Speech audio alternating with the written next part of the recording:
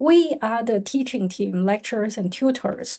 And this video is intended to welcome all students to the class and also give them a little information about us and what we like about machine learning and advice on how to do well in the class. So our first question is icebreaker. We will basically go around this virtual room to say what we do and briefly about our journey with machine learning. So let's start from the tutor team, followed by the lecturers. Jingyang, would you like to lead us and say something about it? Yeah, sure. So I'm Jin Yang. I'm a third year PhD student doing robotics. So my research interest basically focuses on how to integrate the machine learning or deep learning with the robotics system, especially like in particular the planning, robotics planning, and how to make decisions, under uncertainty, and while learning the transitional or the reward models using machine learning and deep learning. Yep, that's it. Thank you, Jingyang. Jinghai, would you like to be the next? Hey guys, my name is Jing Han. I graduated from ANU around 2 years ago. I'm currently working at the National Computational Infrastructure, NCI for short. So I'm currently working on a natural language processing project, which is about large language model and AI application. I have been working for this course for around 2 years, and nice to meet you guys. Thank you, Hao. Hi everyone, I'm Hao, and I'm a PhD student at ANU, and I just started my third year PhD study. And my research is mainly focused on the computational problems of the robotic motions and tasks, like the planning, manipulation, and navigation.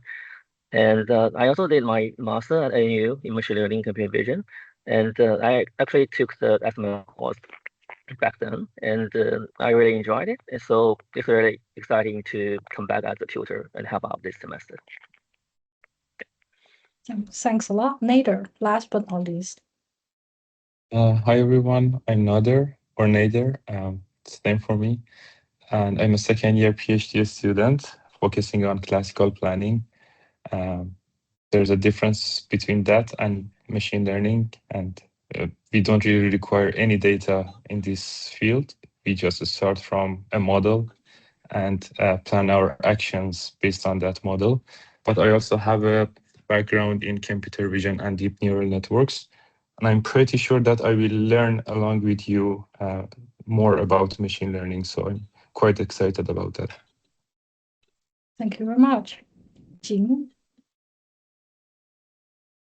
Hi everyone, I'm Jean. I'm a professor here at ANU and one of the two conveners for this course. And this year will be the second time I'm teaching statistical machine learning. So my own research is in the area of natural language processing, which you probably have heard a lot about in recent years because of large language models. So my research is nowadays also deals a lot with large language models. So my journey with machine learning, I would say, started when I was an undergraduate student. I took a machine learning course, but I didn't really learn much. But for my research in natural language processing, actually machine learning is a very important component. So I've been using machine learning, including statistical machine learning, for almost 20 years. So I hope we will have a fun time this term together. Lastly, I'm Le Xingxie. I'm co-convening this course with Jing. It's my pleasure to return this course. This is the fourth time I'm teaching, but the last time I taught was 3 years ago. I work as a professor in computing, same as Jing. My own research is in machine learning and markets, and also large language models as information processing tools. So I want to think about this course as really go into depth in the fundamental machine learning techniques and hope to sort of help you learn and learn something myself each time I teach it. So let's move on to the next question. Basically, what's an example of a machine learning algorithm you like and why? Can I propose that Hao start us off on this question? Yeah, sure. So if I had to pick one, I would say the Gaussian process. I like it because it is quite powerful and can model very complex problems. And besides, they also bring together a lot of important machine learning ideas like the Bayesian inference, kernel functions, uncertainty quantification, and also Bayesian optimization. And they also are very close to many like different methods and also widely used in a range of applications. And what I especially like is that the Gaussian process provides not just the predictions, but also the well-calibrated uncertainty, which makes them very suitable for like the decision-making problems under uncertainty. Yeah, that's it. Thank you, Hao. Nader is the new tutor to the team. Hi. So my favorite is neural networks, and that is because I have a background in computer vision, and I know that before neural networks helped us in, I guess, 2012, the computers couldn't differentiate reliably between cats and dogs. So this simple vision task is solved by neural networks. But I want to emphasize that neural networks are not the correct answer to every machine learning problem. And that's the reason that you have to make sure to understand different algorithms so that you can apply the right solution to the specific problem that you will have at hand. Thank you. Jinhan? If I have to pick one, I would say my favorite algorithm is some kind of like bio-inspired learning algorithm, such as evolutionary algorithm or natural selection. The reason I picked them is not because they're really powerful, or I use them every day. It's just because this bio-inspired learning algorithm helped me to see the connection between different disciplines, like variation, selection, and some evolution from the nature can be directly reflected in the machine learning models. This is super fun. And I just feel like this series can show the machine learning is not only about math and code, and it also can show like the collaboration between nature and computation. So that's pretty fun. Thank you. Jingyang. Yeah, I think my favorite algorithm is variational autoencoder. So the reason I pick variational autoencoder is so I think it's one of the first work that naturally and like mathematically like mathematical like how would I put it? It's like a rigorous way of, I can't say rigorous, but like a natural way of combining like standard like classical machine learning and deep learning. So in terms of having neural networks to act as encoders and decoders, and having, so basically optimizing the joint, the marginal, like a low evidence lower bound of the, it's like a lower bound of the marginal evidence, sorry, marginal likelihood. So I think most, so like I can't say most, like many previous algorithms, they just focus on the like the likelihood, the data likelihood, while they kind of ignore the like the priors and posteriors. It's not exactly Bayesian.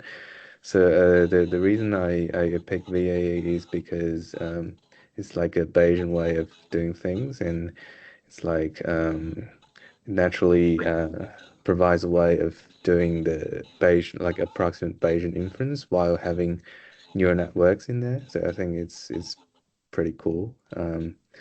So it also inspires like many later work that uses like the VAE like loss, which is basically elbow to train to train many stuff, so they can do. Sorry, I was talking a bit too long. So yeah, so basically, I think it's a principled way of dealing with like non-linear uh, like problems and so um, yeah and yeah. I think this all is too long for me. Sorry. Thank you. You're clearly excited. Jing, your turn. Sure. Yeah. So, so instead of talking about an algorithm or any like popularly or widely used algorithm or model, I'm going to talk about a paper that I read a long time ago when I was still a PhD student. So this is a paper published at NeurIPS in 2004. So you can see, how long ago I had my PhD training. So it's a paper about semi-supervised learning. It's called semi-supervised learning by entropy minimization. Now, I wouldn't say, it's something that people are familiar with nowadays, but the reason I picked this paper is because when I was a student and when I read that paper, it really left me with a strong impression because the paper is very easy to understand, I would say. It follows very good intuition. So so once read the paper, you understand the principle behind. You'll see it's very nicely done, very very easy to understand, but was also easy to implement. But it's also effective, right? The method. So to me, I think it's an example of a very elegant piece of work in machine learning that shows you that uh, if you have that intuition, sometimes it can be translated into something mathematically elegant and effective. And I think that's also something I would like, you guys to pick up or to enjoy when learning machine learning. Thank you. Now it's my turn. Okay, here's my 2 cents.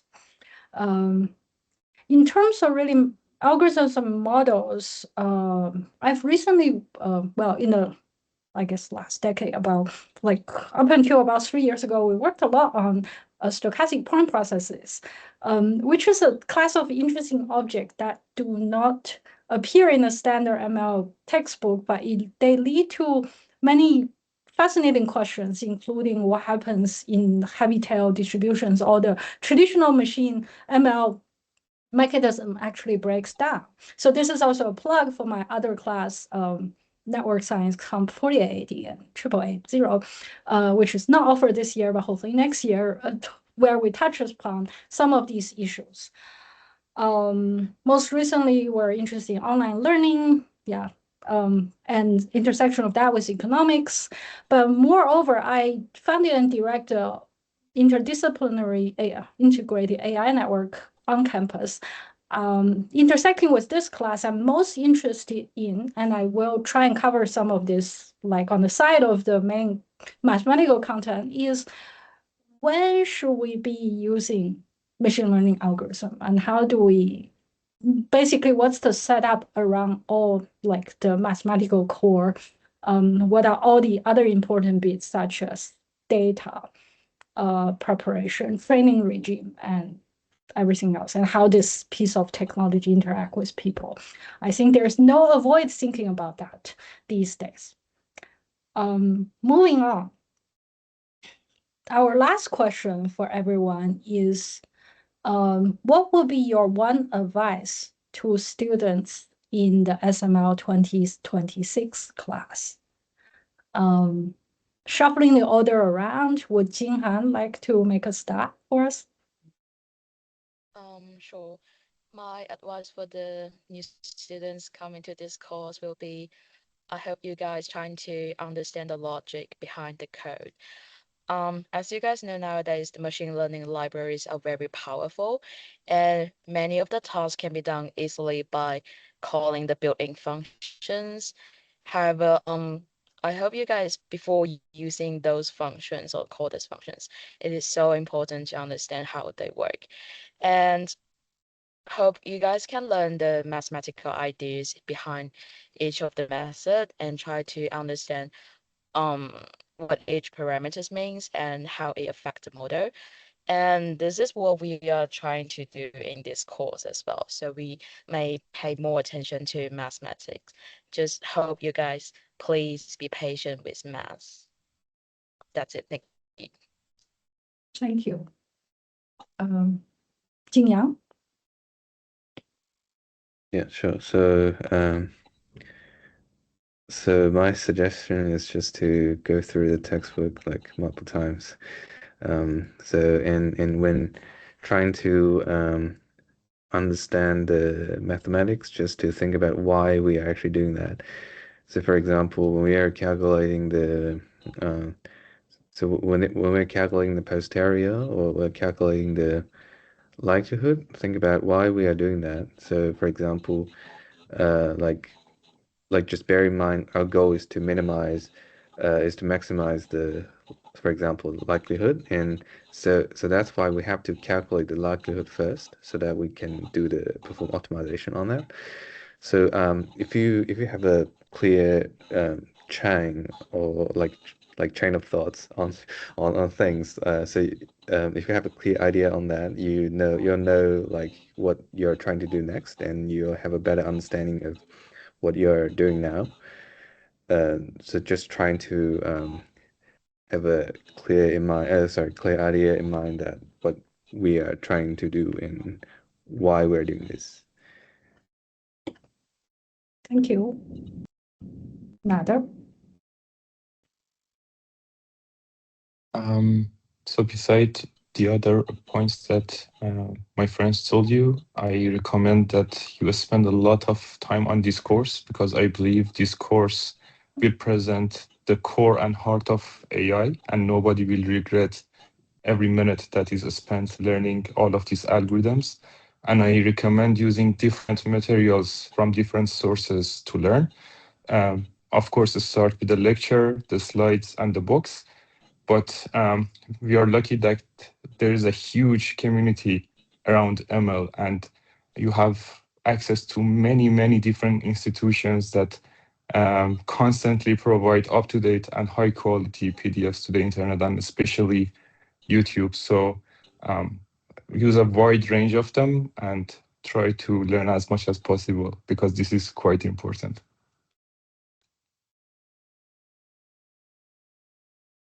Thank you. How? Yeah.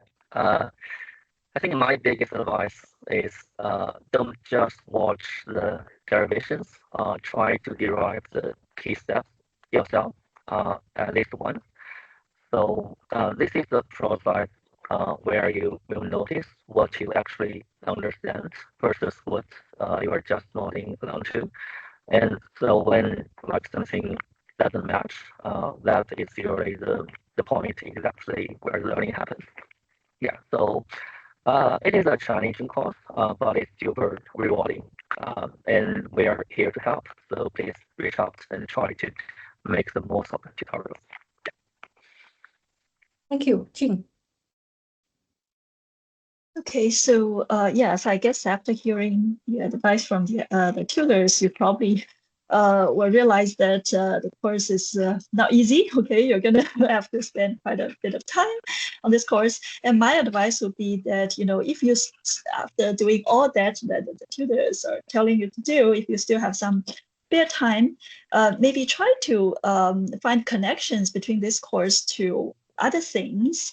So, for example, maybe if you're taking other courses, let's say a computer vision course or some other more courses more on the application side, think about how machine learning or statistical machine learning can be applied right in those other domains.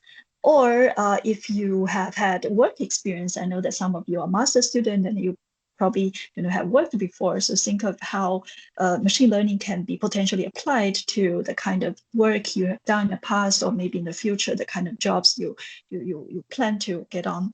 Or even just on a daily basis, other things that you might think that machine learning can be applied for. Because I think in the long run, I believe the reason you're taking this course is not just to understand all these machine learning principles, the foundations, but also to think about how machine learning can affect everyone's life. So that's what I recommend to do. Thank you, everyone. I actually don't think I have a new point to make. I was thinking, yes, the textbook I feel is a very good source, and also it's fairly terse. Some of the lecture material, especially the first few weeks, was essentially filling in the details of the textbook, and I definitely recommend giving the textbook a good read. In terms of finding connections and thinking about why, in case it's still not clear after you've spent the time about why we're doing something. What is this for? How can we use it? Feel free to talk to tutors or have a discussion on it. Our team will be having a lookout for those. So that is all. I would like to thank the tutors and lecturers team for agreeing to appear on this video, and we will join the experiment by putting this on YouTube and see how many views you eventually get. Have a great time in SML. Look forward to a semester of learning about machine learning with the whole class. Okay, stop the recording now.